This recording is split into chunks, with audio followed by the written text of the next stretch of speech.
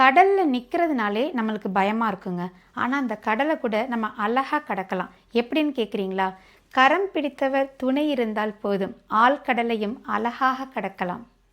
எத்தனை சிறப்பாக மாடு வண்டியை இழுத்தாலும் அதற்கு சாட்டையடி உண்டு. அதுபோல தாங்க நம்ம வாழ்க்கையும். நம்ம வாழ்க்கையில் நம்ம எவ்வளவு சிறந்த மனிதர்களாக இருந்தாலுமே நமக்கு விமர்சனங்களும் உண்டு. இறந்த காலத்தை நினைத்து நினைத்து வருந்துவதை விட, எதிர்காலத்தை நினைத்து பார்த்து பயப்படுவதை விட, நிகழ்காலத்தை நினைத்து வாழ்க்கையை சந்தோஷமாக வாழ்ந்துடணுங்க. கல்வி மட்டுமே நம் தன்னம்பிக்கை, கல்வி மட்டுமே நம் அடையாளம். எப்படியாவது அனைவரும் கல்வி கற்றுவிடுங்கள். வாய்ப்புகள் தவறினால் நம் வாழ்க்கையே தவறாய் போய்விடும். பணத்தை சேமித்து பின்னாளில் செலவழிக்கலாம், ஆனால் ஒருபோதும் வாழ்க்கையை சேமித்து வாழ முடியாது. வாழ்க்கை என்பது வாழ்வதற்காக மட்டுமே.